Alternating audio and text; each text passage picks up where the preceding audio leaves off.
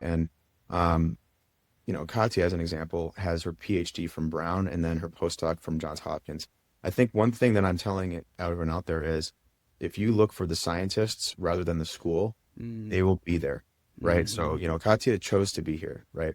She was competing with folks in her own cohort from postdocs that, she got the job here, but they got a job at Dartmouth. It doesn't matter, right? And so my point is that, there are wonderful scientists everywhere, and they will match the intensity of what you want.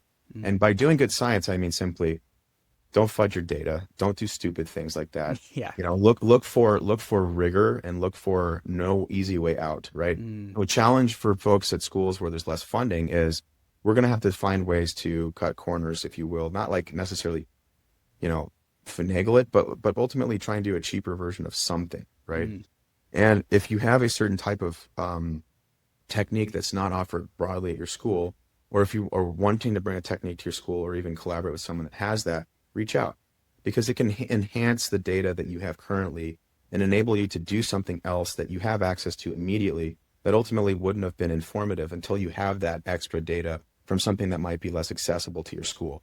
And so, by doing a collaboration with someone who has a fancy microscope or some sort of technique that's been pioneered and championed by some specific person, you actually are getting more information for your own work. And it gives you the ability to be a bit more scientifically creative relative mm, to the question. And so, by doing that and by also saying, look, we don't need to constantly change direction on something because we saw one negative result. Understanding when and when not to say no, is important. And I think that it was fun because Katya and I both grew so much during my PhD. She's a wonderful PI, and I am a big personality compared to a lot of the folks that she had in the lab, and the intensity that I bring from my former time at Berkeley, it took some adjusting for her and me, mm, and I think that ultimately I wouldn't have traded that for the world. I mean, there were times where she'd say too, oh, you were frustrated by that. I'm like, yeah, I was frustrated by the situation because we wanted to do more and we couldn't, and we had to find a way, and that was growth that I needed because mm. I was on the top of the list with respect to funding at Berkeley, and it taught me to be a resourceful scientist. And when you are resourceful, you can still do great work. I mean, we just published our paper for some of my work in Nature Scientific Reports, and it's getting a lot of attention. I think that there are better journals out there based on impact factor, but if you're reaching a lot of people and people are accessing your journal publication, it's a testament to how much of the quality of the work can reach people and people want to read it. And I think that Mhm. that can be done anywhere. Oh, I love it, man. Well, there's one thing that I want to make sure we touch on because I feel like it could be easy to. We're talking about a ton of great, great information on the sciences and everything, but I don't want to overlook something I think you said was really important. And it's essentially what I think you're saying is coming down to networking, right? It's where you're talking about this collaborative, culture, I guess, that can happen a lot of times in schools, but then also just across the sciences and across schools too.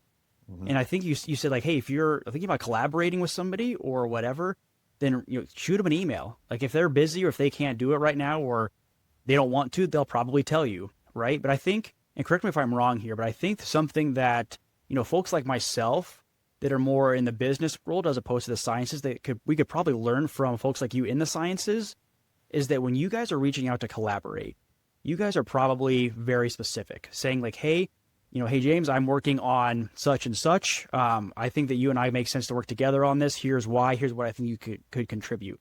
And so often in the business world, we just like reach out to somebody like, hey, can I pick your brain for 5 minutes and hope for the best? Is that fair to say? Yeah, I mean, I'd say that there's a line.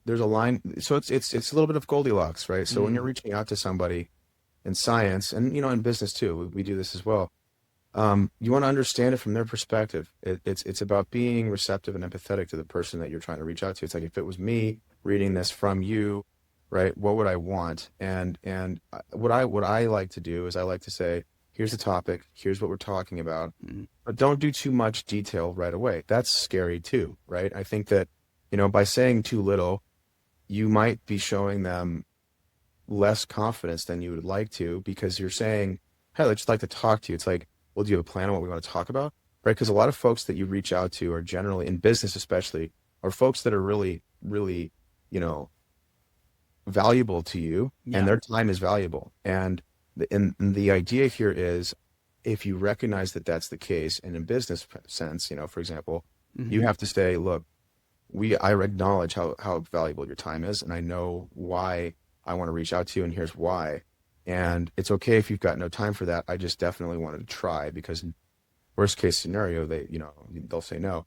But if you say it in a way that's like, hey, I get that you're busy, I understand that you're busy, but I want to talk to you about this, this, and this, and that's because you've done your homework, and you are intentional about that. Mm. That shows them that there is no ego involved in this, or there is no hope, wish, and prayer that the right thing will get said on the call, or the right thing will get said via email. And it's more about what you really want to talk about. And I think that shows some confidence without sounding too confident. And I think that folks that are, and you've respected their time. Hmm. I think that business folks, there's this worry that if you sound unprepared by stating what you don't know, then you're less likely to get the meeting, right? Yeah. In reality, if you don't show them enough, and you're a bit more vague about what it is that you want to talk about, ultimately that shows less confidence. And I think that, the confidence piece of this is important, but you know, it can't be overdone, and it's a Goldilocks thing for effect for that. Yeah. Um, Yeah, yeah, 100%. I absolutely love that. Or you got it, like, again, it comes down to intentionality. I mean, intentionality and experimentation too, right? Like, you can't just throw something together at the last minute and hope for the best, but like, you can't just, spend all your time preparing either. So you got to be intentional with preparing enough to get something done, to get enough result that you actually learn something so you can do it again, right? yeah, Last couple of questions here, Jimmy, as we kind of start wrapping up our episode, as we were talking, off air, we were talking about just like pitching a business a little bit, and like you were kind of mentioning it a little bit a minute ago, but like, just like, how did you pitch some of your stuff? You're talking about some of those things, and then really trying to, I guess, empathize with the folks you might be talking to actually tell them the things that they want to hear. yeah. So I have an unconventional way that I've shown my company to folks. I don't even know if I would say pitching, because nothing about it was by definition a pitch. Yeah. Um, and so in my industry, in biotech, in my sector of biotech, even, data is king. And, I think that what I really want to say before I say anything about that, though, is more of something about general presentation of your company. If you want Mm. to call it a pitch, call it a pitch. It's that my biggest recommendation is to focus intently on product always, right? Everyone says that, but the idea here is, if you say more about your product and not less, even if your product is imperfect, you can have the answer back, to them about what their risks are Mm. relative to that, ready to go.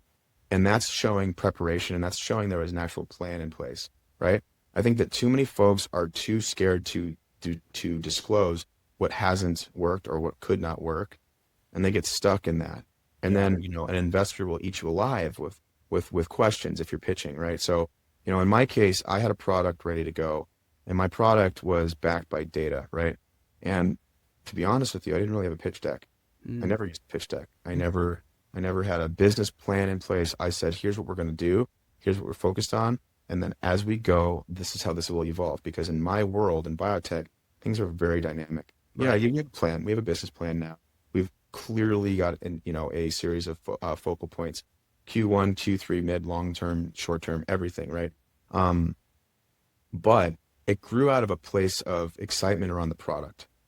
It didn't even matter that we didn't have anything, you know, uh, perfectly set up on a VC style pitch, right? Hmm. It was more about showing this product will enable us to do X, Y, and Z, and here's the excitement, and the excitement there opens up an infinite number of vertical market options for us, and that right there allowed me to be dynamic relative to the pitch, because then people would ask questions about this or that, and I would say, yes, we have thought about that, and we've gone that way. So ultimately, it's not that I wasn't prepared with a pitch deck. It was that I was saying to them, I'm not going to daisy chain and pigeonhole myself into one specific area. Mm. That's how you get a one-track mind on this. And if you're building a company from the beginning, you can easily shelf yourself out. You can ceiling yourself out, because you've put yourself in one category that never will ever go any further after a certain point. And that's a risk to an investor too.